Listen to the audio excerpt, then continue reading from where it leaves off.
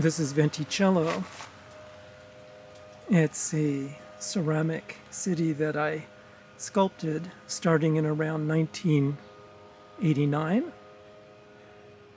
I worked on it little by little for several years. It's made out of terracotta clay and white clay, and there's some buildings here that are actually sculpted from high fire clays as well. The building way in the back, that one is high fire clay. There are various other ones too.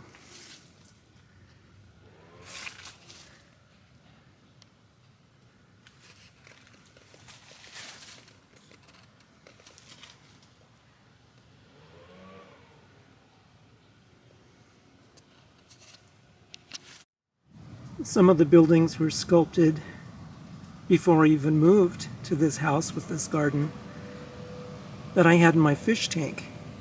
The Turkish looking ones that were glazed.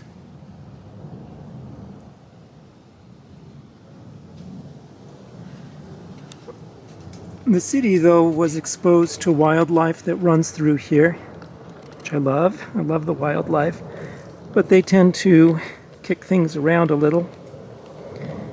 But this city, though, at least a little bit, has withstood the test of time. Look, I've got a Leaning Tower of Pisa here, it appears. This has been here for 30 years.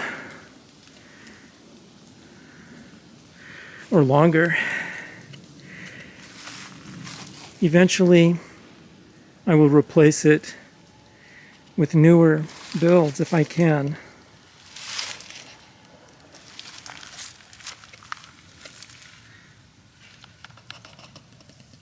A lot of the sculpture has been worn off through the weather. Several of the upper stories have been destroyed. See if anything remains of this one. There's a little bit of sculpture left in there. Just a tiny bit. I don't know if that shows up on the camera. So that's the city of Venticello.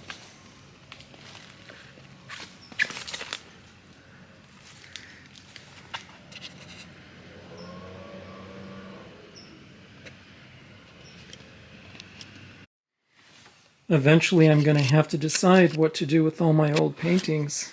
I've just got too much. Most of these are about 20 years old or so.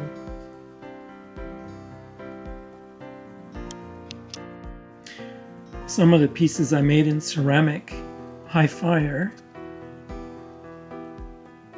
are pretty large. And even though they are high fire ceramics, they're susceptible to chipping, and if you knock them around in certain ways, they'll break. I love working in ceramics, especially high fire.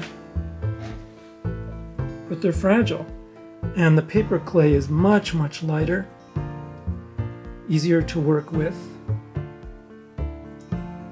and I think it will last longer than actual ceramics. But you can see this is a very long piece. This is about as long as my height.